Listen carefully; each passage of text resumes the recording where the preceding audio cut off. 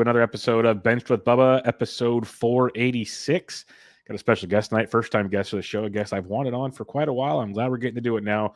He is a very, very good fantasy baseball player and a phenomenal personality on the old Twitter there. You can find him on Twitter at Torres Takes. Torres, how we doing, man? What is going on, Bubba? I am so happy to be here. Thank you for having me on. Listen, I neglected my real job today to get ready for this podcast, but we are here for the people. We are here to put out a good show. I may not have a job tomorrow, but I figure whatever compensation I'm getting to appear on the show, that'll hold me over for a little while. So I know we haven't worked out all the details yet, but we'll discuss that when we're done.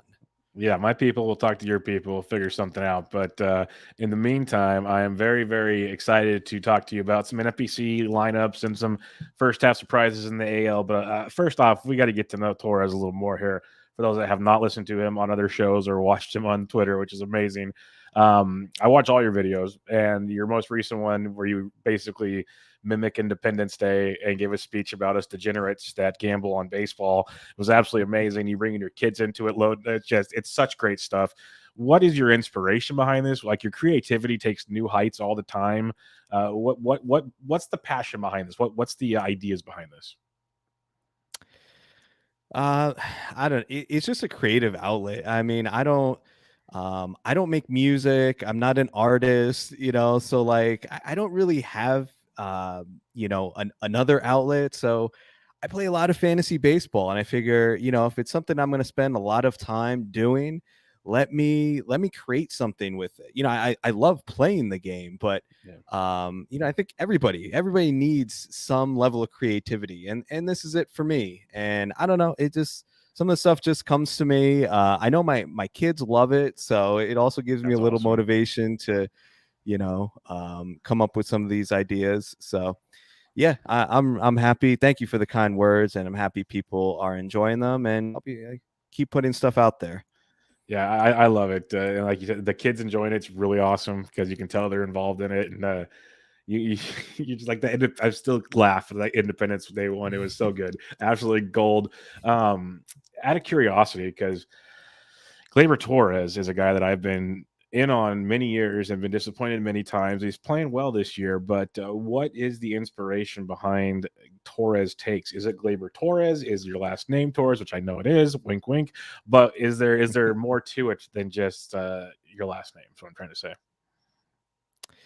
No, that's really it. Well, I'll give you a little bit of the backstory. I mean, yeah, my last name is Torres. But I told this story in another podcast, but I'll say it here. I used to work at a college in a counseling center, and it was absurd. They used to pay us to work over the summer, even though there was like no students on campus. So we had a lot of time to hang out. And luckily I was blessed, man. I had my best friend there, and my boss was a big fantasy football fan. So we would spend the summers really like prepping for fantasy football. It's crazy. Awesome. But it got to the point where I would walk in the morning, and my boss the first thing he would say to me, he'd be like, "Hey, you got any Torres takes for me?" Nice. And and then it just kind of started, and I'm like, "Oh, I'm gonna start a Torres Takes Twitter," and and he laughed at me. Like, him and my friend were like, when I had like 2 followers, they're like, "What are you doing? You're wasting your time, dude." And yeah, it's that's where Torres Takes kind of originated. So I told him he's gonna get, if I ever make it big, he'll get some royalties for that. I was about to say, I hope you send every video to him and say, "Hey, here's a Torres take for you." I hope you do. That'd be so good. But I love it. It's good stuff. Really, really good stuff. I'm looking forward to what's next on the agenda here. It's some of it's like super like serious. Some of it's so funny and over the top. Like I just love it, every moment of it. So kudos to you, because something you kind of said there is, and I've said it with some other people I talk to a lot, is in the end, this needs to be fun. If you're not having fun playing fantasy baseball, then you're just not doing it for the right way. Like, even my podcast here, I'm not the smartest guy in the world, but I have fun talking to people, talking baseball, and that's the point of it, is having fun. So I love that you're doing it. You're bringing a different avenue to it, and it's really, really fun. So I'm looking forward to more of that. Thank you. How is, before we get into like lineups, or not lineups per se, but the bench, we're going to talk about how we circulate our benches in NFBC because it is an interesting topic. How is your NFBC season going for you? It's going okay. I thought I'd be doing a little bit better. I felt good about some of my teams coming into the year. In my main, I'm third place. Just moved in the top 100 after being like 400 something, a little more than a month ago. So feeling good about the run that team is on. Yeah, and then I'm in 4 or 5 draft champions, and most of them are in second. I had one just total dud, but overall can't complain. Still a lot of time left. I know it feels, for me at least, it feels like the season has been forever, but we still got a half a season to go. So things can certainly change. Yeah, I'd say a third place in the main with the top 100, and then a second place is in most of your DCs is a pretty good go so far. But as you said, long ways to go. It's we're halfway there, and that's the thing with baseball. And so many people say it's such a long season. It's crazy, and it is. It's a grind. It's not for the faint of heart. We're seeing a lot of fantasy football talk already on the old Twitter there, and we're seeing some fab runs where certain leagues things are kind of slipping through the cracks already. So we'll see how that continues on. Obviously, in your main events, usually not so much, but you'll still see it in some. That's for sure. But it's a great point here because you're playing pretty much 15s only. It sounds like with your mains and your DCs. Is that correct? Yep. Okay. Only 15. My home league is a 12. So, but mainly that was intentional because just switching back and forth between the 12s and the 15s. I don't know how people do that. It's a very different game. And I mean, it's hard enough, at least for me, to like manage just the teams that I have. I don't know how people are doing like 50 leagues with some of them being 12, some of them being 15s. Like it's amazing to me that people do that. Yeah, pretty much. I do mostly 12s on the NFBC, except for like TGFBI and the Barf League. Those are 15s. For the most part, my money leagues are in 12s. I have a couple DCs that I did with buddies and stuff that they twisted my arm to do when it was early draft season. But I like the 12s. I get the 15s. 15s are a grind. 15s are tough. And that makes this even more of a fun conversation because Torres came to me in the DMs with an idea to talk about handling your benches in the NFBC. And for those that aren't super familiar with it, you have a 7-man bench and there's no IL spots. So it's the old golden rule. Like, do you stash guys? Do you stash prospects? Like, how do you control it? Do you stream guys? Like Roto Gut himself, Vlad Sedler talks about churning and burning all the time. There's a lot to be said about that.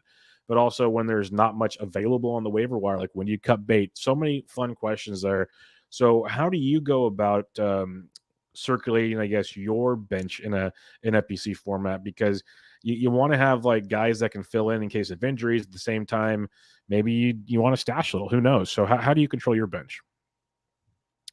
Yeah, this is what I struggled with. I started playing NFBC last year, and I feel like it's such an important topic, and especially as a new player, it's something you really there's a learning curve there. So the way I do it, and I have no idea if this is the right way or whatever, but I feel like this kind of I've reached. I've gotten to a point where I feel comfortable with this and it's working for me. So my bench is comprised of 4 hitters and 3 pitchers, ideally. So why more hitters than pitchers? Because NFBC, as we know, we can make those midweek lineup adjustments on Friday with our hitters only, though. And I love this feature because, someone goes down with an injury on Tuesday. I don't want to take that 0 all week. Like I'm in a my home league is weekly lineups, and it just sucks. It really sucks when when you lose somebody beginning of the week and you're just taking a 0 there. So I love that. Love NFBC and their software. It's awesome. Why do I have the 4 hitters? I mean, as we know, injuries are up this year. We still have the COVID situation, not quite as prevalent, but it's still there. So in my mind, it's just absolutely necessary to be covered at every position, except for catcher, because really you're better off just taking a 0 than picking up a catcher off the wire in most cases in a 15-teamer. The other thing is I want to be able to maximize my team's matchups. So if I have like a fringe player who's facing the Yankees in the first part of the week, but then he's facing the Orioles, Friday through Sunday. I'm benching him Monday and plugging him in there on Friday. Maybe you have a few multi-position guys who can give you a little bit more roster flexibility. In that situation, maybe you can get away with 3 hitters on your bench. It also depends on your needs, though. Like for example, Bingo. in my main event, I need a closer. I'm the one category I'm really struggling is saves. So going forward, I'm probably going to be dedicating an extra bench spot to a speculative closer. But again, so going back to my composition, ideally I'm going to have a corner, a middle, and an outfielder, along with one multi-position player. Now, it depends on which players I have, but 1 or 2 of them are going to be fungible in my mind. Guys that I'm okay with dropping for someone else who maybe has a really good week of matchups coming up, right? As we know, we should be churning the bottom of our roster, maximizing at bats, and exploiting those good matchups. So that's it for my hitters. With my pitchers, so 3 spots for them. I want one of them to be a starter who is someone I'm going to feel comfortable with starting like 50% of the time. So in 15 teamers, maybe this is like a James Kaprelian or Cole Irvin or Michael Lorenzen type pitcher. I'm not starting Cole Irvin on the road against the Yankees, but at home against the Royals, sure. Yeah. Then the next spot, I want a reliever, but I don't want just a middle reliever. In the past, I've wasted roster spots in middle relievers and, thinking, well, at least maybe I could throw them in there and get some good ratios if, my guys don't have good matchups. Listen, those guys are a dime a dozen. If you really are that desperate, you can find another good middle reliever you can pick up for $1 or $2 on any given week. I think you need to be using that spot on either a closer spec. Again, depends on your needs, but for me, like using it on a closer spec or even maybe an IL stash. There needs to be some plausible upside there, in my opinion. Like, for example, I had Nick Lodolo. That was the guy for me for the past few weeks that I stashed on my bench a few weeks ago, feeling that he could really, that there was some upside there in the second half. And the last spot is usually a pitcher who I'm streaming. And a lot of times it's me, looking 2 weeks ahead. Who's facing the A's in 2 weeks? Who's facing the Tigers in 2 weeks? You should never get to Sunday and then realize, like, holy crap, I only have like 4 or 5 decent starters for the week.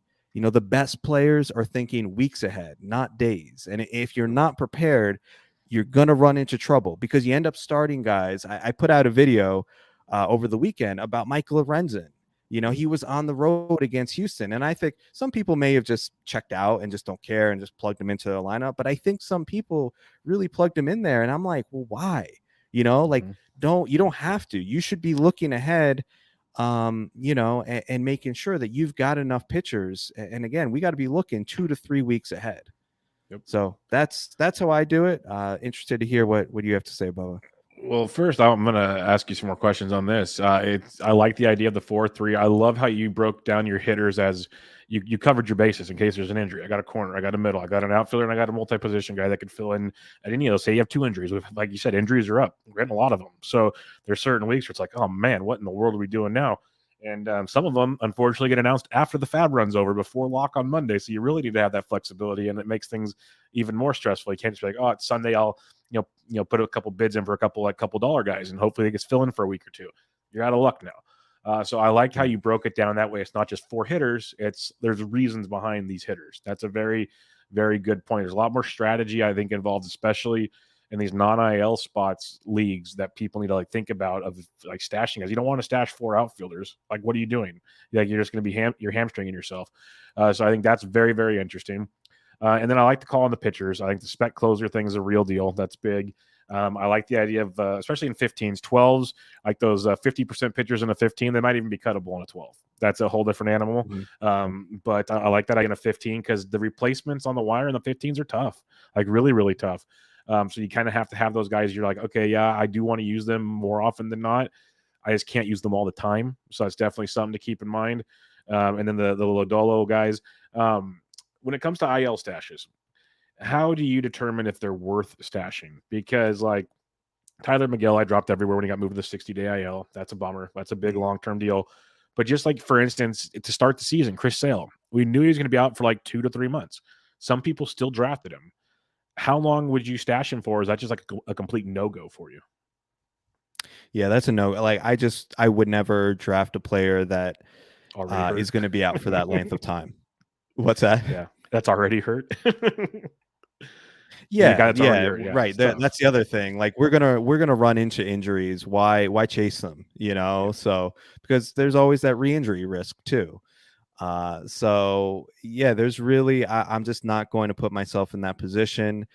Like during the season, like with Udolo, it was a couple weeks. That's probably the max. Like I held Andrew Heaney for a while when he first got injured.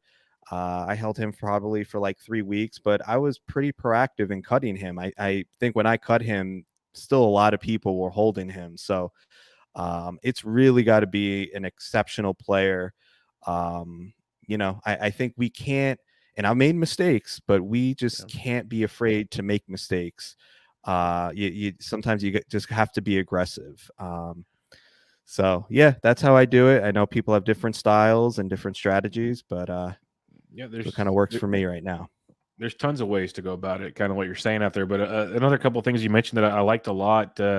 You mentioned how, like, your first year you made mistakes, but you realized the mistakes. I'm doing the same thing. Like, you were saying we have to be willing to screw up. That's one thing I've been preaching this year. Like, you got to be willing to drop guys and take the consequences. Like, they might turn it on, but for now they're killing your team. Or like, basically, you need to know when to drop a guy, hold a guy, stuff like that. And you're going to make mistakes. You're not going to get them all right. That's just the bottom line. It's going to happen. So that's part of the game. But what you're learning from last year is the construction.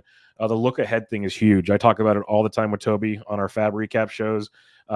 There's so many weeks where like I don't love the pitchers on the wire, so I'm looking at the 2-start guy next week, or I'm looking at like what you're talking about, and I'm going to go get him like for like $5 now instead of $55 next week or something. Like I'll start doing that stuff and stash them in those regards looking forward. I should probably do that more with hitters. That is a flaw of mine. 100%. I will fall on that sword. And it's really pathetic that it's a big flaw of mine because I write a weekly column every Friday that tells me the schedule ahead. So I have it up. I could literally look at the following week. It's right there. Yeah, just dumb me, Friday night. Let's not even worry about it. But that's something that I should put into my repertoire to be more proactive about. That's a great point. It's not, I guess we focus on pitching so much because it's like that volatile thing. We like 2-start pitchers. When a blow up happens, it feels so much worse than a guy going like 0 for 16 on the week. You just don't really notice it as much because guys are playing every day and they're hitting, and their good and bads fluctuate so quickly. Where a pitcher, like, they have a bad 2-start, it just blows the whole thing up, and it feels so much worse. So I guess that's a flaw of mine, is focusing more on the pitchers than the hitters. But to the question you asked me earlier, the way I construct it, and it's not always like a 4-3. It's a lot of it, like you said, kind of team dependent. Do I need more hitting? Do I need more pitching? Like, where are we sitting here? But for the most part, I'm in line with what you're saying. Like, I want to have enough bats to kind of fix injuries, and you don't want too much pitching because then you have some of the worst decisions to make every week. Like, who do I sit? Like, that's never the best thing in the world, because it never turns out properly. And it's like half the guys you're holding on to, you probably don't need to hold on to, and you're just doing it because you can, I guess. And so a lot of it is roster construction. Like, what does your team need? But I really like your idea of 4 and 3. I think there's a lot to be said about that for sure. So we'll see. When you're doing your fab, I'll kind of just make a twist on this because it involves your roster construction, your bench maintenance. You talked about your churning and burning. Do you have like a set kind of program you follow? Like, do you go and check a couple websites? Do you have like a plan of attack? Like, how do you go about your fab? I'm curious about that. This is still a work in progress. I'll be honest. It is for everybody. Still, real quick, I just want to say is I love this. I think I've asked almost every guest I've ever had on this show, at least in the last couple of years. I don't think we've had ever it's like a snowflake. There's no two answers the same. So how do you do fab? Sorry to interrupt you. Yeah. So I try to do it honestly. Like, I've realized that I do better when I start earlier in the week. Like, if I save my fab until, like, if I start really looking at it on Saturday, for example, I just feel like there's just too much to digest and I just don't make good decisions. As I'm just a person, I need to be prepared, so like I'm trying to do a little bit like each day. Maybe like Wednesday I look at the hitters that are available, and then Thursday I look at the pitchers. I'm a big proponent of Razzball, as many people are. So that's one of the tools that I use. So that's really it. I'm still trying to get a good rhythm there. I feel like I'm getting better. So yeah, I mean that's really obviously Fangraphs. I use a lot. Yeah, I know people kind of like, there are people who kind of think this may be I don't know, they kind of make fun of like the hot streaks or whatever, but I tend to look at Fangraphs like last 14 days, and Yep. I don't know. I mean, again, there are different views on this, but I find that to be very helpful, and it's helped me to identify a lot of players that are kind of like on the upswing, even if it's like a very small sample. Like, I was on the Wire podcast like 4 or 5 weeks ago, and I was like, I think Kevin Biggio, like something's there, and it was only like 28 bats, and it sounded crazy at the time. But you're seeing, like, I just saw a tweet, he's like one of the OPS leaders over the past month, or Brandon Drury. I picked up Brandon Drury in my main event. I got him for $6 uncontested, because I saw something in just like 28 bats, and I was like, all right, maybe there's something here. So that's a tool that I use quite a bit. So yeah, it's still a work in progress, but it'll always be, I think. I think, yeah, it's always an ever changing game. But the Kevin Biggio thing is very interesting because I picked him up in a lot of places this past week. So I started seeing the same things you're seeing, and he led off on Wednesday for the Toronto Blue Jays. So let's just throw that out there. Something's getting better for him. Like plate discipline, a lot of things are getting better for Gavin Biggio. So we'll see if it sticks. But hey, he was cheap, and we know what he can do. The pedigree's there. So I'm with you on that one. But I 100% look at streaks, and I agree. Some people think it's crazy, but that's the DFS mindset in me. I've done DFS forever, and that's why I try to tell people, even if you don't play DFS, I think listening to DFS content and season-long content play very well together, because you can get splits. Like you're looking at matchups for the following week. You'll get that by playing DFS. You can kind of know where these matchups are, and then playing the hot streaks, because in theory in Fab, you're looking for guys to help you out for a couple weeks, and then you're moving on. So you want the guy that's playing hot. Like you want that. Or you want to find the guy, like you said, like the Drurys that you can get for cheap and then just ride for a while. That's a beautiful thing. Like when you had a Drury, I doubt you expected him to be this guy you've locked into your lineup forever. You probably thought, okay, I'm going to ride him for a little bit and see, when, India comes back and he goes back to the bench, I'll drop him. Cool, whatever. And now he's a mainstay in your lineup. Like that's pretty darn awesome. So I think that's a great call. I have nothing against I know what you're saying. Some people poo-poo it. Yes. But I think there is a lot to be said about current quote unquote hot streaks. And you know what? It's maybe because we don't say it as eloquently enough as Toby does when he looks at his rolling graphs, because that's all rolling graphs are doing. Are looking at the last 14, 30 days, whatever, doing the same thing essentially. We just don't have a graph in front of us to make it look, pretty. So I'm 100% on board with you on that. And it's about looking at skills, right? We're not looking at like who has the most RBIs over the past 2 weeks, or it's not about the outcome. I don't even look at home runs, whatever. Like I'm just looking at and I'm sick enough that I know like this stuff. Like a lot of these players, I know kind of like what their baseline is, like what their baseline contact rate or fly ball percentage. So like if I'm looking at, say the last 14 days and I see there's a player there whose contact rate has gone up 10 points in the past 2 weeks, or their hard hit rate has gone up 10 points, that's like, okay, let me pay attention to that. What's going on here? Dig in a little deeper. And a lot of times I feel like there are some, I get some gems that way. So yeah. And it's like people also make fun of X stats, and I get they're very, very loose. I'm not gonna ignore that they're definitely not the end all be all. But what they do is they at least kind of open my eyes to maybe dig deeper on someone and figure out what's going on. Like by no means is it the end all be all, but it's just another quick like search, because on Savant you can be like, hey, give me the last like 15 days of X this minus whatever, like whatever one you want to look at. And at worst, it gives you something to look at. You can be like, no, he just this, it's fool's gold or something. But otherwise, hey, you never know. It could be something. Or I like looking at guys that I can improve like their barrel rates or their hard hit rates, which it goes into like the other metrics you're talking about. It's not just home runs and stuff. It's overall quality skills that you can definitely build upon. Yeah, and just a larger point, like we are trying to put together a puzzle, so it's I think people shoot themselves in the foot when they look at something like that, or whether it's that or something else, another stat, and they're like, oh, that's, they kind of dismiss it. Like, you're just open your mind a little bit, and like Yep. at least consider, like, we're not saying that it's like you said, the be all end all, but it's a Yeah. piece, Yep. incorporate it. There's no reason to just be so dismissive of certain things. I Eh, see some of that, and I'm like, Yep. I try to, intentionally just kind of just remain open-minded, because I feel like it just helps me become a better player.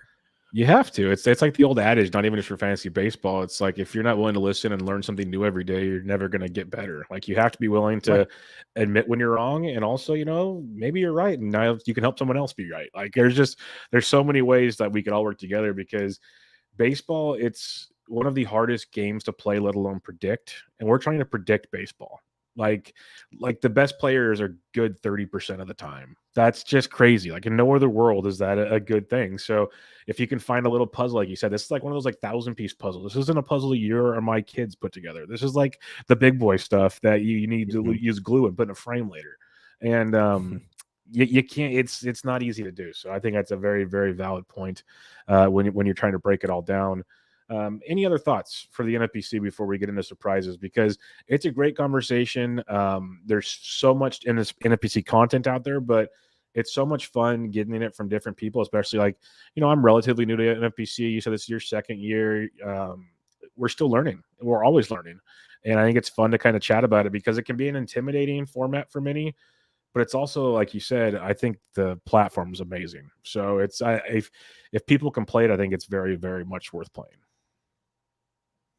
Yeah, I mean, I just encourage anybody who hasn't joined a league in the NFBC, and I don't have any affiliation with them, but Yeah, neither I do I. do honestly think it's the best platform out there. It's the most competitive. So, and there are lower price points. Like when people hear NFBC, like the baseball championship, I think some people kind of get like intimidated by that. There are lower price points. Like I'm also in a main event qualifier, and Yep. that's $125. You win your league, you win an entry into the main event, which is a Yep. pretty sweet Awesome. deal. So, Yeah.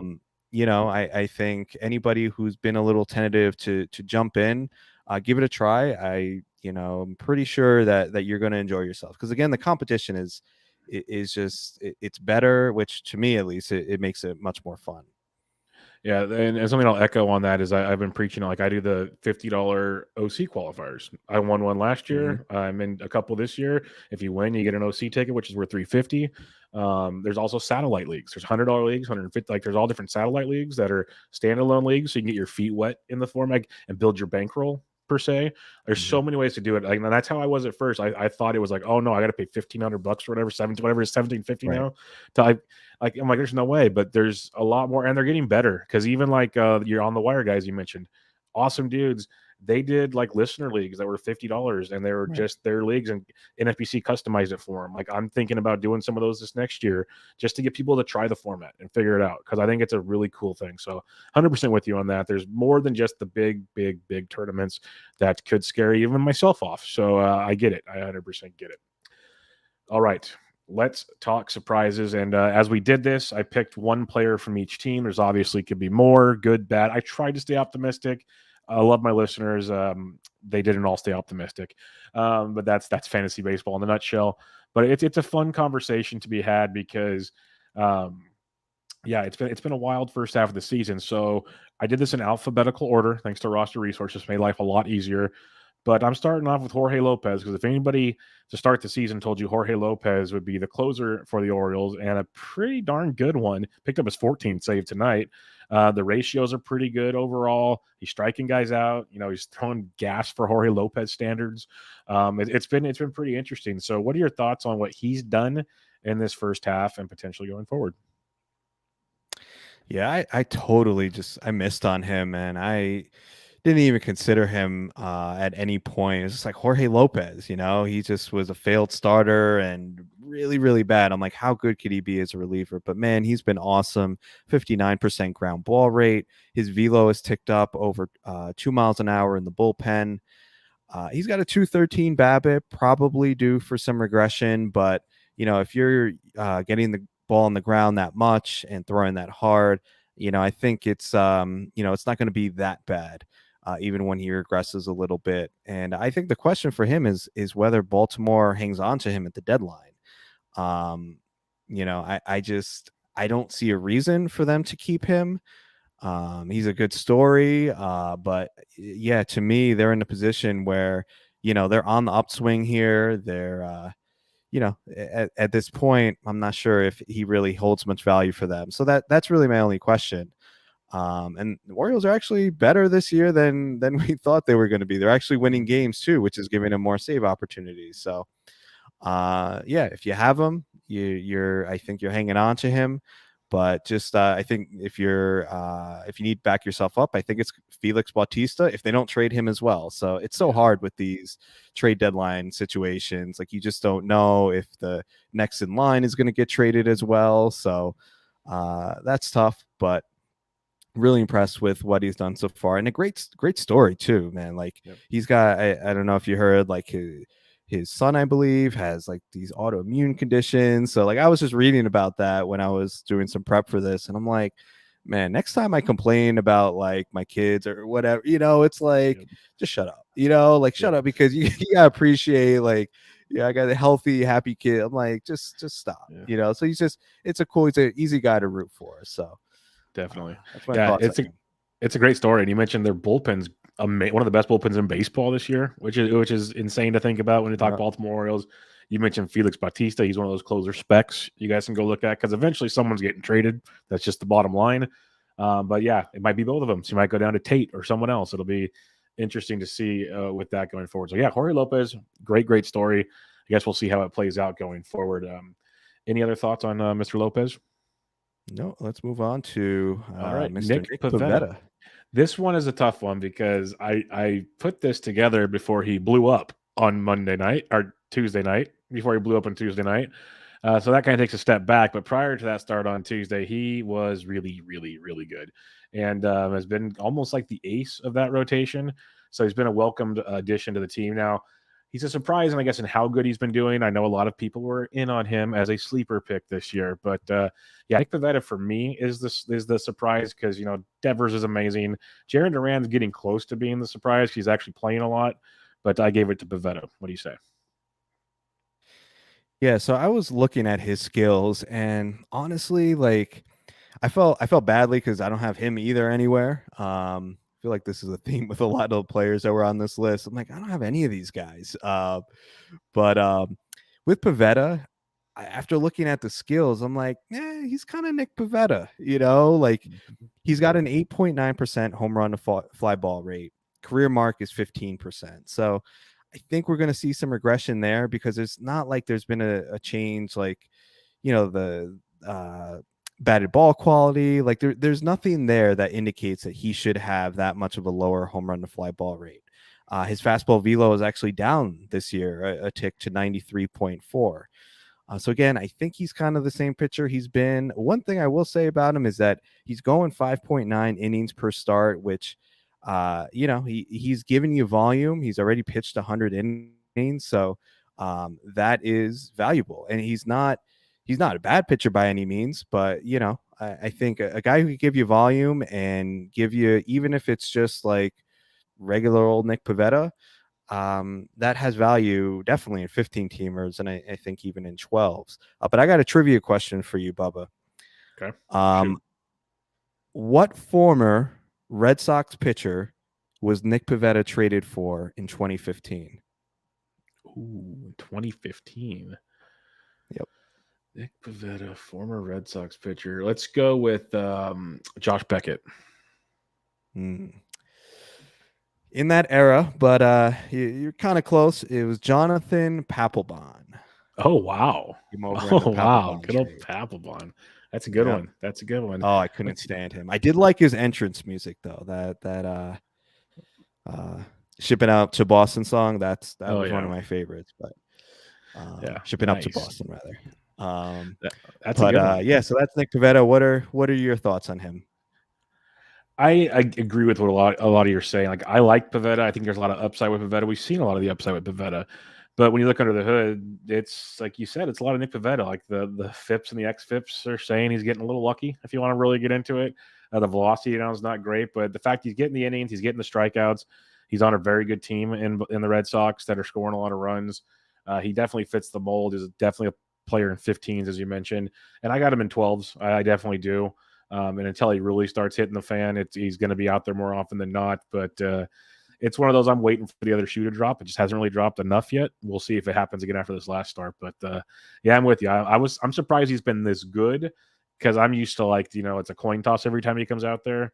But he's been a little better than that so far this year. Let's go to the Chicago White Sox, Mr. Jake Burger, who, we always, have fun with the name, and he showed some power from time to time. He hits the ball hard, started to get regular playing time and started hitting the ball very, very well for the White Sox. But now he got relegated to a platoon with Gavin Sheets, and now he's on the IL. So this surprise may be coming to an end. We shall see. But what's your thoughts on Jake Burger? Yeah, it's kind of a moot point now. I mean, Moncada's back. Playing time is not really going to be there. He's injured, and he was he's got power. He's got a 114 max EV, almost 15% barrel rate. So dude hits the ball hard.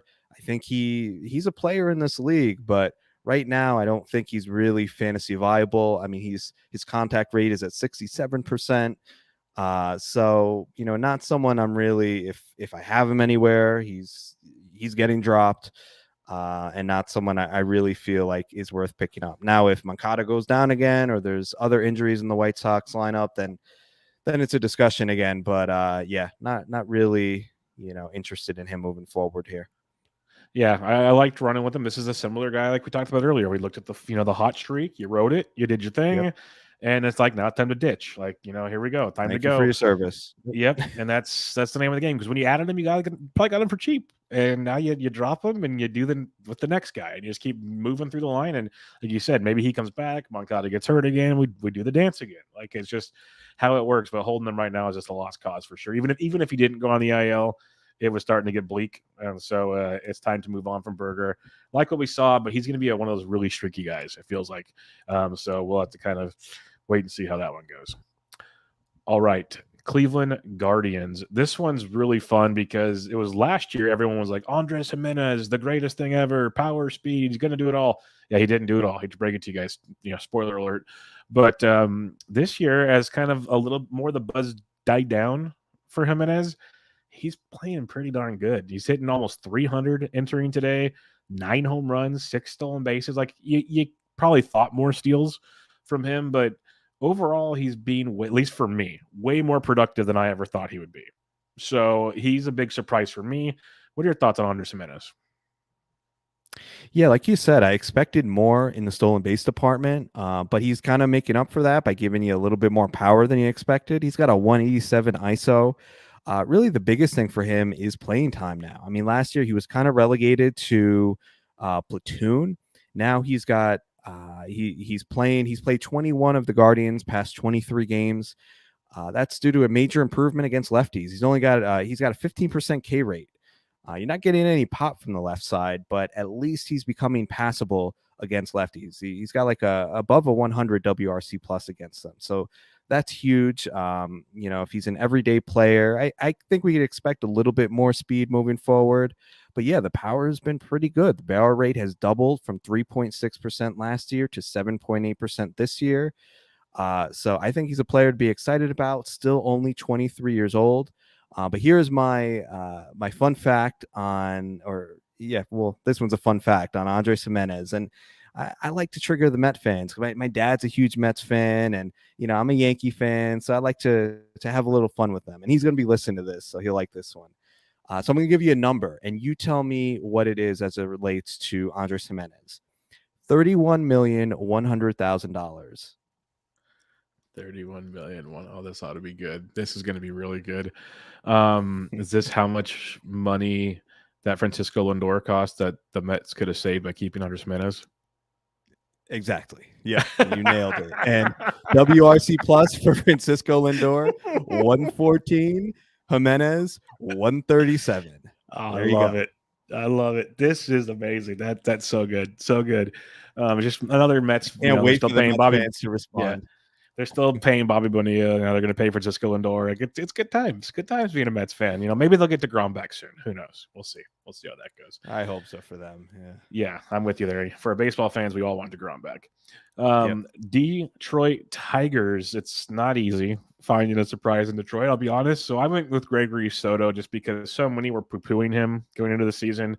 Dude's got 16 saves, one of the most saves in baseball, at least in the American League. Striking guys out okay. Walks too many guys. That's always been a problem for him. Ratios are okay, at least the ERA. Obviously, the whip is not great.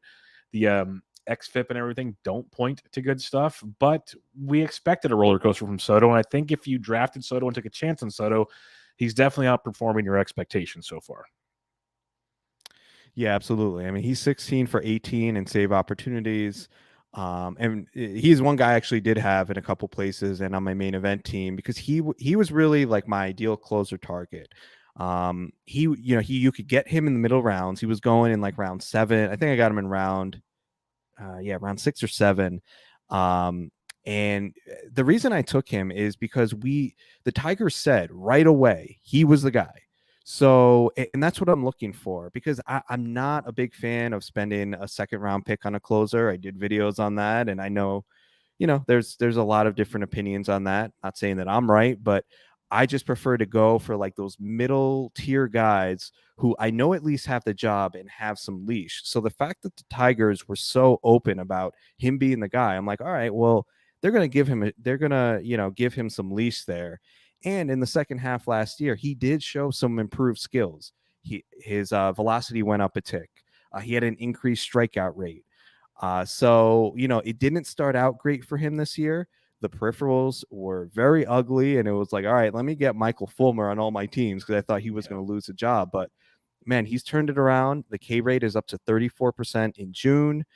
With him too, though, I don't know. I think the Tigers are going to keep him. He is eligible for arbitration next year. But you never know. I think Fulmer's going from there. I wouldn't be totally shocked if Soto went, being that he's a lefty and he could be really valuable for a contender. I'm wondering, would you take, like, let's say Soto versus Bednar? Who would you rather have going forward?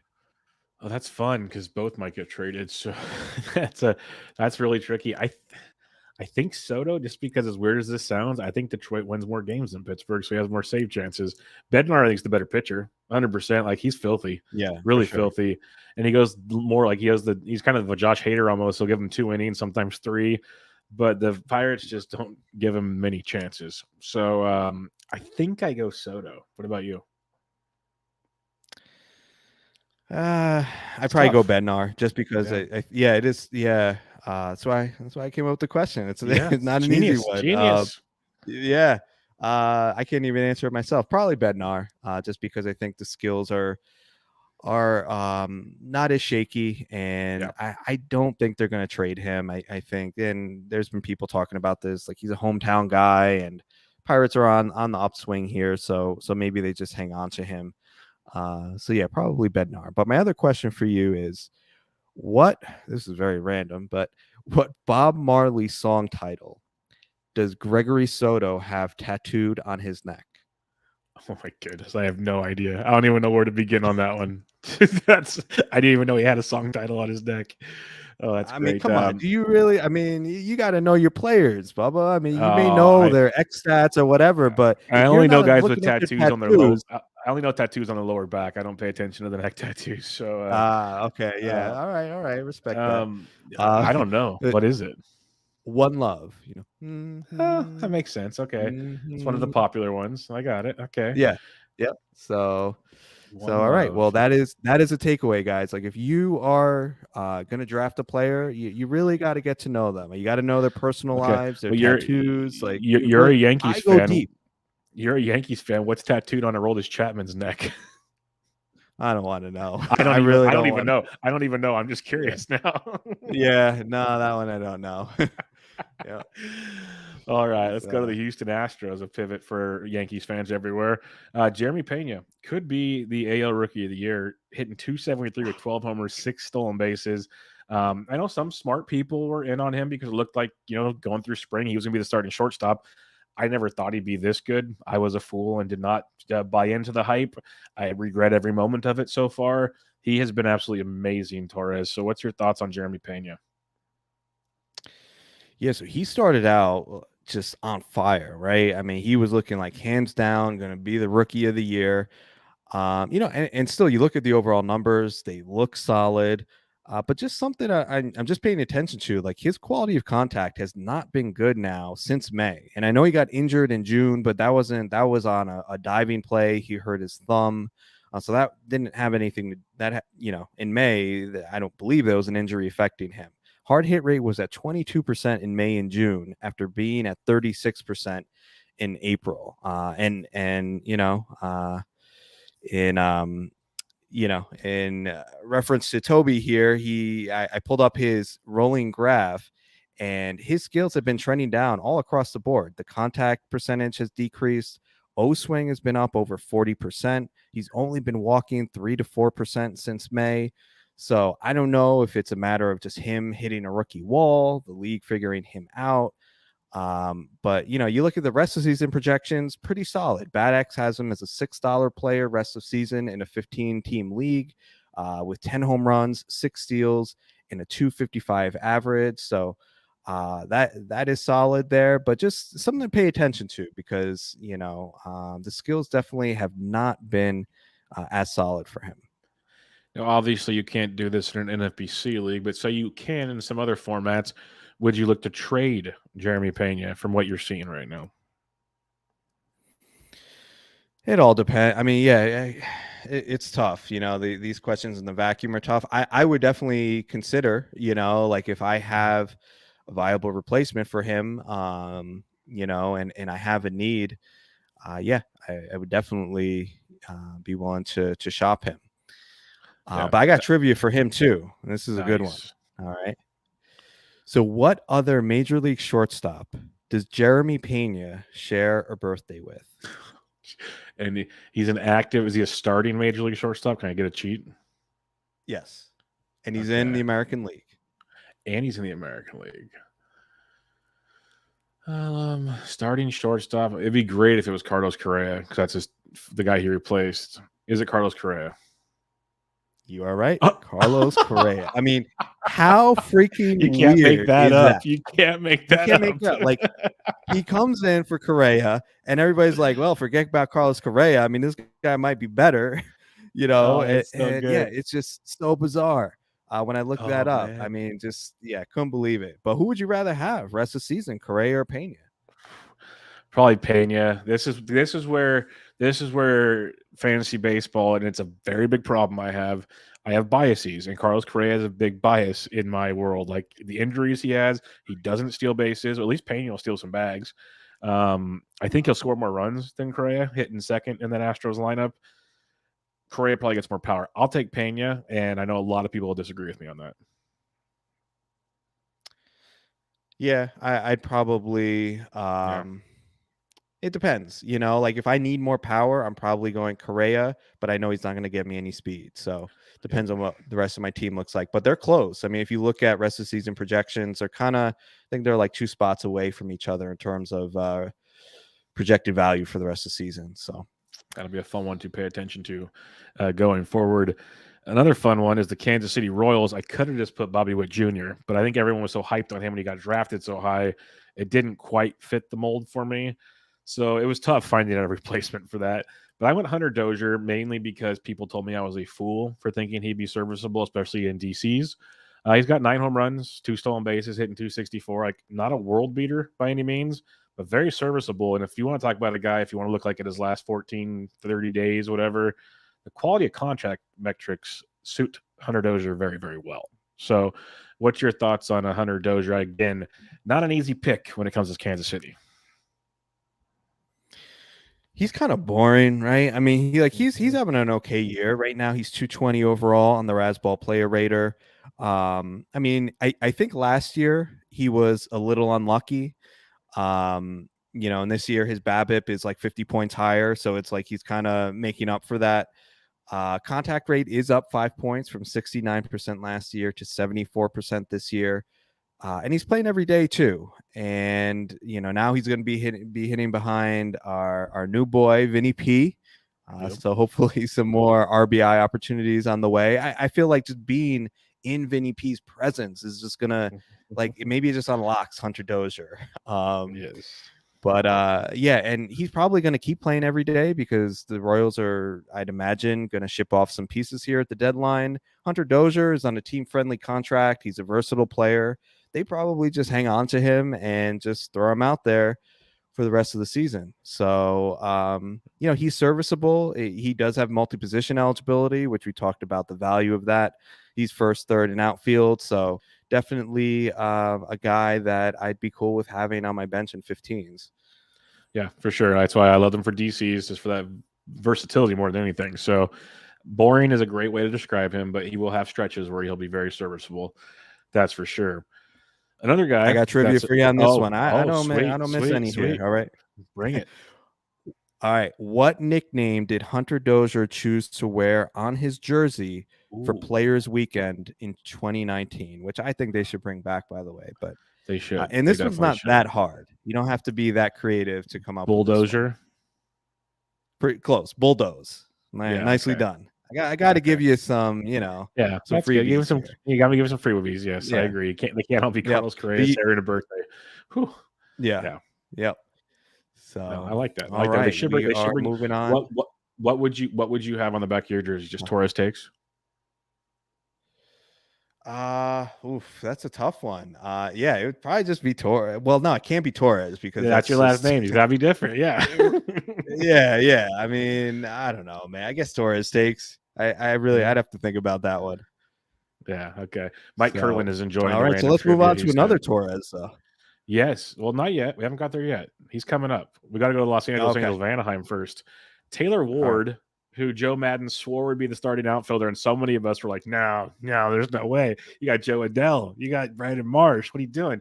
Well, Taylor Ward is playing and playing very, very well. So I was very, very wrong on Taylor Ward. Did get him in some fab leagues, thank goodness, but still not ideals, but quite a surprise this year. What do you say? He's been one of the biggest breakouts of the season. And it's really all about playing time for him. I mean, I don't know, maybe Joe Madden was like doing a meditation and all of a sudden, like he just had this epiphany that Taylor Ward is actually good and he should be playing every day. Last year I remember I had Taylor Ward on a few teams. Like, why is it this guy's skills are good? Like, why don't they just give him an everyday job? And then, I wasn't that, I was kind of in on him this year, but, all of a sudden Joe Madden decides like he's playing every day and leading off. And that unlocked him. Right now he's got 12 home runs with a 303 average. Skills are solid with a 13% barrel rate, hitting leadoff in front of Trout and Ohtani. Rest of the season projected for 12 home runs, 3 stolen bases, and a 265 average, making him a $7 player rest of the season, according to the Bat X, which, that's a solid projection. So my question for you on Taylor Ward is, which super smart, incredibly sharp NFBC player drafted Taylor Ward in the 50th round of one of his draft Champions Leagues? Was this Torres? One of the best out there. It wasn't you, was it?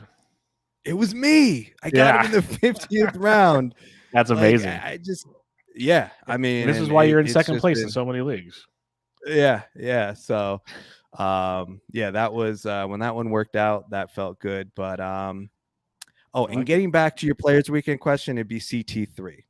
That would be my Players Weekend name. So, are you the third? No, just like CP3, CT3. I got you. That's all. I had to make sure. I had to check it out. Okay, cool. It's different. Minnesota Twins. Speaking of teams that were tough to find surprise players on, Johan Duran has been outstanding out of the bullpen. It looked like he'd be the closer, then he kind of got hurt. Now he's back. He's the closer again. He's got 5 saves. He's electric on the mound, throwing gas with nasty breaking pitches. He's pretty much the real deal, it seems, right now. Yeah, man, he's filthy. It's just ridiculous stuff. I mean, average fastball velo, 100.6 miles an hour. The skills all line up. He's got a 1.79 Sierra, but really the thing that matters is whether or not he gets the saves, right? So he's got 5 on the year, but we know that the Twins, they're not going to settle on just one guy. They want to use him in that high leverage reliever role. And I think they're going to be looking in to bring in another high leverage reliever at the deadline. You know, they're in first place. I think I saw something about potentially like Lou Trevino being rumored to go there. So, I think he's kind of going to be in the same role, but I think he's a perfect guy to have. We were talking about like roster construction before. He for me is like the perfect like swing man, like third closer / high leverage reliever that you move in and out of your lineup depending on your starters. Probably starting more often than not, just because it's hard to find 7 decent starters in a week. So I think he's the perfect guy because he'll get some ancillary saves, and we know like there's a good chance he's gonna protect your ratios for you. Yeah, I like that a lot. Him, like the Paul Sewolds, the Devin Williams of the world. They're those guys that we didn't really talk about it on the NFBC part, but it was on a week where like you're going, I really don't want to start that pitcher. Well, then you slide this guy in for the week. Like you don't have to play him every week, but they're a great fill-in spec closer type situation. So 100% agree with you on that one. All right. We go to the New York Yankees here, and we have a little Torres action. Gleyber Torres, who has 13 home runs on the year, 4 stolen bases, striking out less than 19% of the time, and hitting nearly 260. I think we can almost say he's back. Not completely, but he's getting close. So I think the comeback has been quite a nice welcome surprise this year. He's back, baby. I mean, that's my brother from another mother, but he's considerably more rich and better looking than me. Let's make that clear. But his fly ball rate, one of the biggest things. I mean, the quality of contact has been better. Barrel rate is up to 10.6%. Fly ball rate jumped from 36 to 49%. Huge jump there. That's what you want playing in Yankee Stadium. I think this is one of those things we need to look at, like some of the statistical things, like him switching from shortstop to second base. I think that's been helpful for him at the plate. We knew he was not a shortstop. He struggled defensively there, and I have to imagine that had some impact on him at the dish over the past 2 years. So yeah, I think he's back. I mean, I couldn't. For someone to flash like he did in 2019 and to just fall off like he did, it was just like so head scratching. That player, like, that old Ron Chandler had it. It's like once you demonstrate a skill, like you own it. Like we knew Gleyber had that. He was still so young. Like I unfortunately did not take any chances on him this year. In hindsight, I'm kicking myself, but I think he's going to be solid rest of the season, hitting in a good lineup. So yeah, I'm in on him, but I want to ask you, do you know what Torres means in English? I know Toro's bull. Is it related to bull, or am I wrong? Nope. Okay, what's Torres? I feel bad because I know a lot of Spanish too, but I do not know Torres. What's it mean? Towers. That makes sense. That makes a lot of sense. All righty. Good to know. Good to know. You added a second New York Yankee, and I like this one quite a bit. So what do you got for us? Yeah, I mean, if we're talking about, surprise players, we got to talk about nasty Nestor Cortez. I mean, he's got a top 5 stash and a top 10 whip on the year. I mean, he's number 58 overall as of yesterday on the Razzball Player Rater. Listen, he's doing it with command. The stuff is not overwhelming. According to Cameron Grove's stuff metric, which you could follow him on Twitter at PitchingBot, it's awesome resource. But he has a stuff rating, and 50 is considered average. So Cortez is sitting at a 45, which obviously is below average. The command, however, is graded out at 60. So he's really getting by on good command. Can he sustain that the whole year? Yeah, I mean, possibly. I put out a tweet like a month ago about like how this reminds me kind of like the R.A. Dickey season. like when he just came out of nowhere. I think it was like 2012, and it just all came together, and just he put a full season and end up winning the Cy Young. I don't think Cortez does that, but sometimes guys just put it together. But he's a good pitcher. He's increased his cutter usage to 36% this season, which is almost as much as his fastball. And I believe the fastball is getting a 12% swinging strike rate, which is above average for a fastball. Slider has gone. This is a little concerning. Slider's gone from 11% to a 6% swinging strike rate this year, which is well below league average. League average for slider whiff rate is 15%. So all that is to say, I think we do see some negative regression for Cortez, but I don't think I think he's still going to be very solid, be an asset to your fantasy teams. Steamer rest of the season has him down for a 3.98 ERA and a 1.20 WHIP. Bat projections have him for a 26% K rate. So to me, that makes him like a solid SP3 the rest of the season. And the win potential being on the best team in baseball, that also provides a nice boost to his value. Yeah, I love Nasty Nestor. I have him in a lot of leads right now, so I'm a big fan of what we're seeing from him. Why didn't you tell me anything beforehand? I mean, come on, like he's another guy I don't have anywhere. I drafted a lot, but it was one of those that people said there's no way he can. Because I loved how he finished last season, but to be fair, I loved how Ranger Suarez did too. So I had a lot of him as well. So win some, you lose some.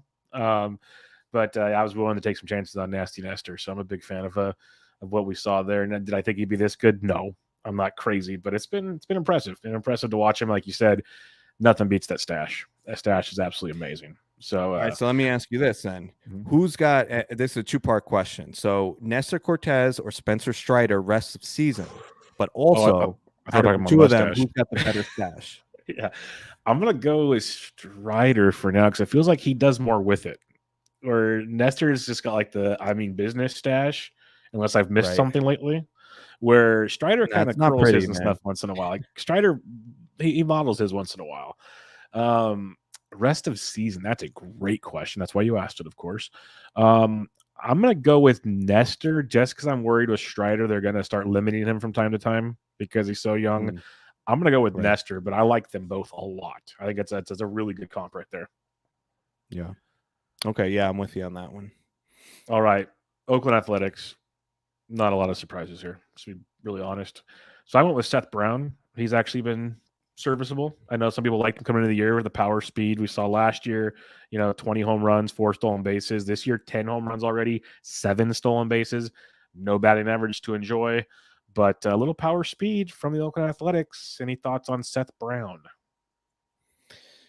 Nah, I mean, this whole team makes me nauseous, man. Like everything about them. I look at that lineup every day. I'm like, oh my God. The ballpark, it's so bad in Oakland. They're a disgrace. They are an absolute disgrace to baseball that they are tanking this bad, and it's pathetic. But anyway, Seth Brown, he's got some sneaky speed. 7 stolen bases on the year, which is more than Andres Gimenez. The thing with him is that he's a platoon player. He's can't hit lefties. He's got a 29 WRC plus against him this year, 30 WRC plus for his career. Hashtag not good. One thing I will say, though, we were talking about expected stats before.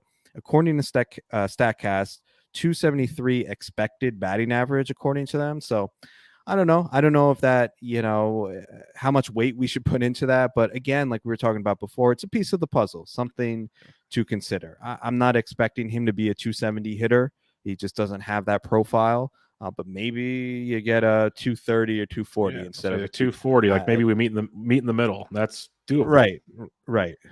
Yeah. So, but yeah, he's not going to play against lefties. But when he is playing, he's hitting second or third when he does start. So he's a borderline guy in 12 teamers, and a decent corner in 15 teamers. But even there, like we talked about our bench before, like I'm trying not to put too many. Like maybe Seth Brown qualifies, but like I really don't want guys who are in a platoon even on my bench, because it just it gets hard to play them. Like why am I going to put in Seth Brown when even if he's say got like 3 games Monday through Thursday, and only 2 of them are against a righty. Like, do I really want that? Is it worth it, especially in that lineup? So he's kind of questionable for me right now. But I want to ask you, what famous actress is Seth Brown dating right now?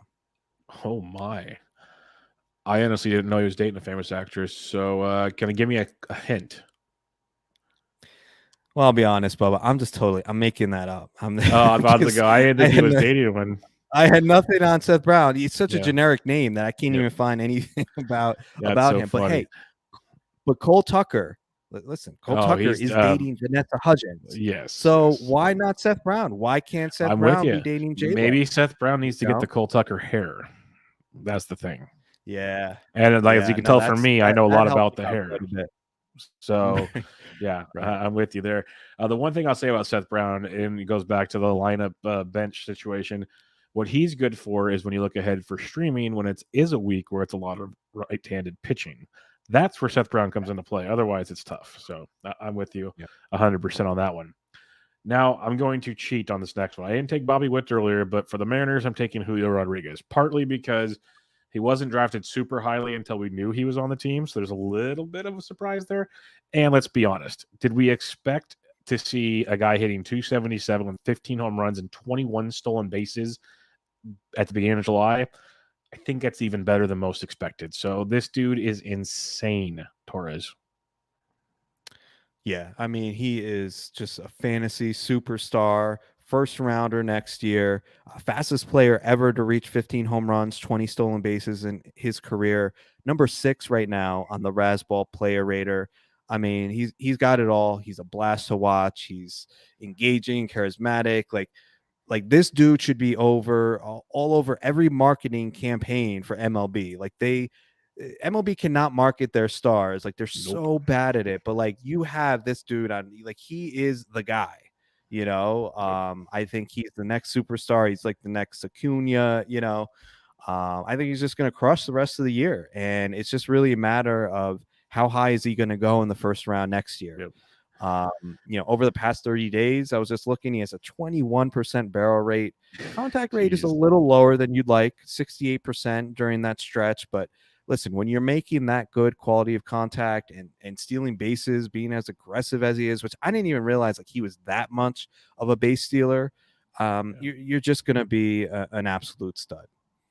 Yeah, I did not expect the speed, the base stealing that we're seeing. I'm 100% with you on that. Like we expected some pop and everything, but what he's doing is insane, and he's just a joy to watch. He's just a joy. Like you hear him in his interviews and stuff. The dude just having fun playing baseball. Like it's everything you need. Like you said, baseball just doesn't know how to get out of their own way.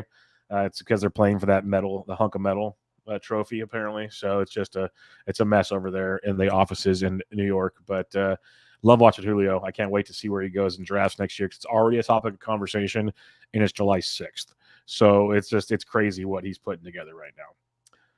Tampa Bay Rays, Isak, Paredes, 13 home runs already. The Detroit Tigers are like, why? Why now? So I'm waiting for it to slow down. This week hasn't gone great, but it's a short time. He's still playing very, very well.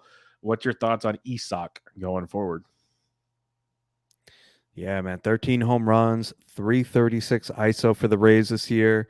I mean, listen, the Rays don't win every trade, but it seems like they win most of them. And this one is a landslide. They acquired Paredes in the Austin Meadows deal. I think Meadows is 0. Does he even have a home run yet? I'm not sure. Maybe he has one. He might have Austin one, Meadows.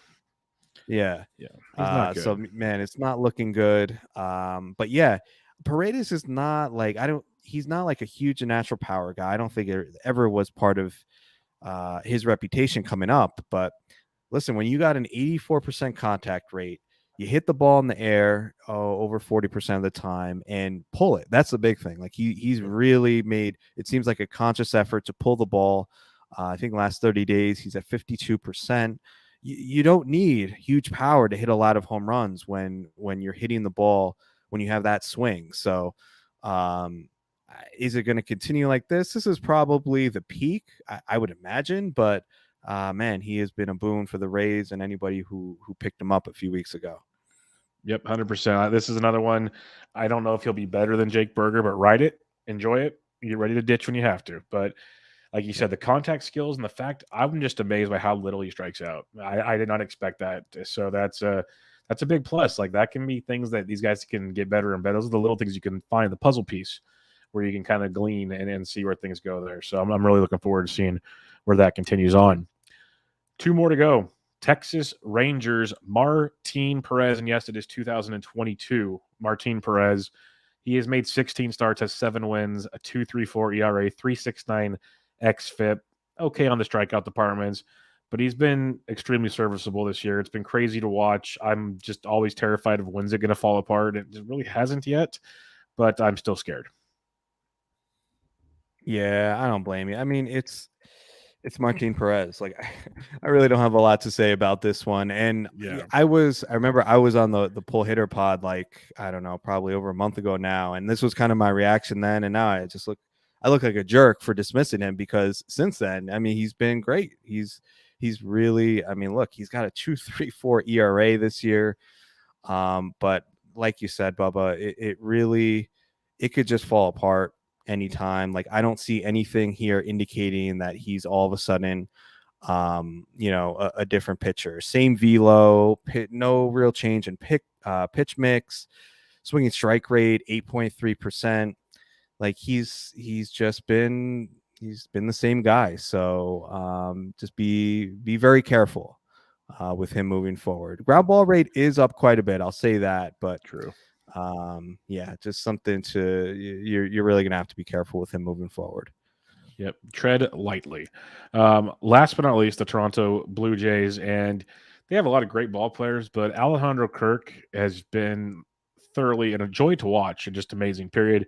Hitting 317 with 10 home runs, but a near 12% walk rate, and he's striking out less than 10% of the time. Like, this is almost Tony Gwynn-esque as a catcher, which is crazy to see. Tony struck out even less than this, but in this era of baseball, this is Tony Gwynn-esque. It is awesome to watch Alejandro Kirk, and he's just, I guess I'm calling him a surprise, but this is just awesome to watch.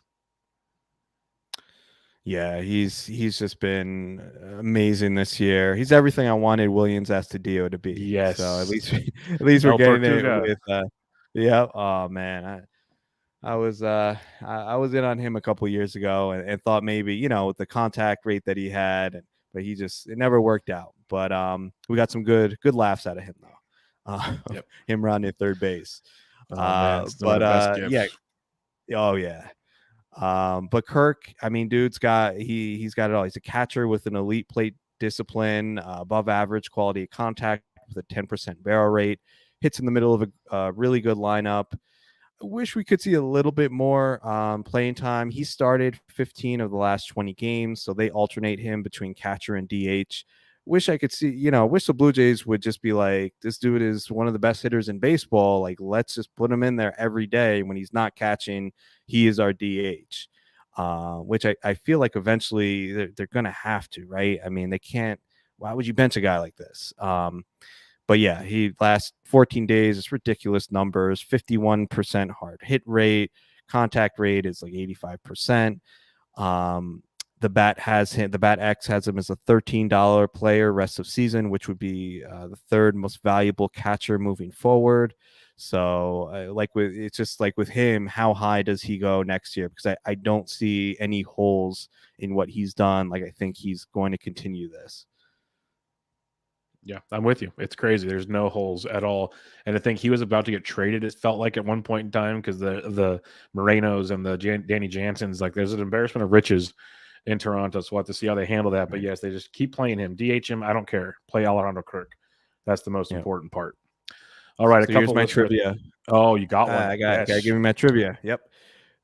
Back in 2020, Alejandro Kirk became the youngest catcher to have 4 hits in a game since this catcher did it in 2004. Ooh, 2004. They're going to go deeper than that. 2004, youngest catcher. 2004. He was really good for me, at least. And he was in the American League. And in the American League. Joe Mauer. Nice job, man. All right. Going out with a bang. Yes. Hey, I'm a baseball nerd. It's okay. I got you. Yeah. All right, some listener thoughts. There's submissions for surprises. Yancey Eaton, Shane McClanahan. That's a good call. I guess I didn't take him because he was still getting kind of drafted high, but good one. Then he mentioned Andres Gimenez, Julio Rodriguez, who we hit on. Bad surprises: Joey Gallo, Whit Merrifield, Javi Baez. Fair. Next up, Ray Butler mentions Jonah Heim has been a godsend for me in a few leagues. Taylor Ward, Jorge Lopez. We hit Ward and Lopez, but Jonah Heim, good call in Texas. Very, very good call there. I could have put him over Martin Perez. Michael Simeone says we both know Baez will hit like 25 home runs in the second half. Also, anyone who rostered Gallo, why? Just why? Okay, fair. I'll get all your takes on this in a minute.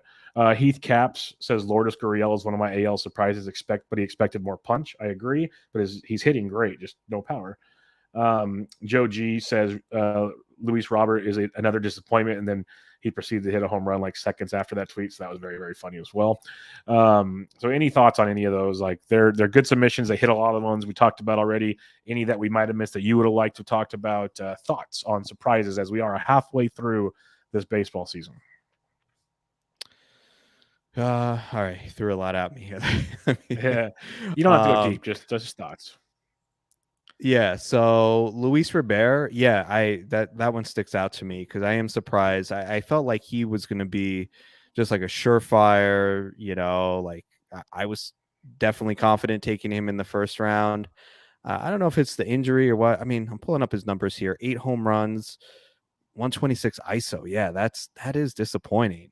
286 average, fine. 11 stolen bases, that's good, but yeah, not really sure what's going on with the power with him. Yeah, so a 9.2% barrel rate. Still, the max EV is there, so I'd bet on a power bounce back from him. That just but ground ball rate is up a lot, so yeah, I don't know. I have him on a few teams, and I just put him out there. And I know Toby has talked about this. Like sometimes you just put players in there, and like you just kind of forget about them. You don't really think to look at like how Luis Robert is doing. He's been good enough that you really don't put much onto it. But damn, I'm disappointed. Yeah, I am too. I liked him a lot. I thought he'd be like the guy if you missed out on, the Kyle Tuckers of the world or something. Like he'd be your 2020 dude. Yeah, 100%. Yep.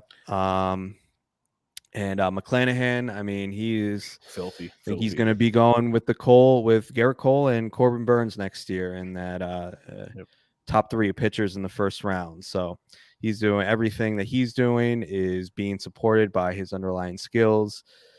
Joey Gallo, what a disaster. I mean, I only drafted him in one spot, and I was just like, I felt sick afterwards. But I didn't we've all expect been there.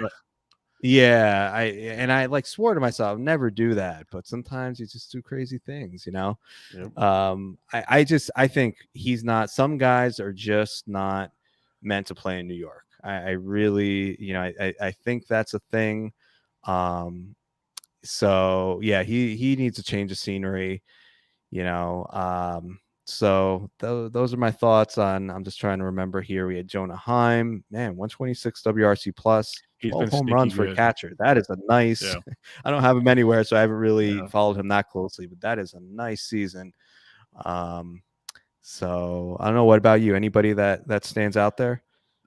The Luis Robert one is a big one. Jonah Heim's a guy I've kind of in some of my 12 teams I've just kind of been rotating through, like Trevino, Heim, Cal Raleigh. I was like rotating through like for like a buck here and there based on matchups for the week. And Heim his number's been called up a few times for me, so I like what we're seeing in that one. No Joey Gallo for me at all. Javi Baez has been a big disappointment. I thought, like, I was nervous. It is that I always kept saying eventually his craziness at the plate's going to catch up to him. I still think he's starting to show a few signs of life of late. So he's a guy that can literally bring back an entire season of stats in like a month. So yeah, I'm not completely done with him just yet because there's still signs of life with him, but it is disappointing, 100% disappointing. So that'd be kind of the ones there. McClanahan, I only have a few shares of because I was worried about how the Rays would utilize him with innings, just the way they utilize their pitchers. Yeah, I shouldn't have been afraid. It's been amazing with what they're doing with him. So it's going to be fun to see that discussion between Cole, Burns, and McClanahan because there's some very smart NFBC players already saying they'd take McClanahan first. which is an interesting discussion for sure. Wow. So Okay. yeah, it'll be fun. But yeah, it's cool to see how these go. There's always surprises, and that's kind of what makes or break drafts. Like you said, you got Taylor Ward in the 50th round of a DC. It's like at the time you're thinking, okay, we're just kind of throwing wings and prayers out there, but if they hit, it's gravy. It's the Feels so cat's, good, man. yeah, it's amazing, and that's kind of how it sounds silly, but that's how you win things, obviously. So, or even simple things like you talked about earlier, being early on Brandon Drury, like that's huge. People that were a week or two early on John Birdie, I got like 18 stolen bases from the dude. It's those little things go a long ways. So, most definitely. Any final thoughts before we head out of here, Torres? It's been an absolute pleasure chatting it up with you tonight. No, that's it. I appreciate you having me on. Man, you make it so easy. Like I gotta say, like not just because I'm on your podcast, but like you just so like I just felt like so comfortable talking. It's just amazing. Like you're a great host, man. That's what I'm trying to say. So not blowing smoke. I just wanted to point that out. But yeah, thanks for having me on. Anybody who wants to follow me, I'm at Torres Takes. I'm just right now just putting out nonsense and some videos once in a while. So please go check out, comment, share, whatever, if you enjoy it. You should follow him, people. Very simple. As you can tell by just listening to the show, funny guy, very smart guy. His Twitter is just like that as well. A lot of great content to help you with your fantasy leagues, and also to take some brevity off the situation. Laugh a little, enjoy life, and that's what it's all about. Have some fun with the game of fantasy baseball. So I appreciate you joining me. I'm looking forward to doing it again sometime. It was an absolute blast, and talking baseball with you tonight, Torres. Thanks a lot. All right, everybody. This was Benched with Bubba, episode 486, first half American League surprises. Catch y'all later.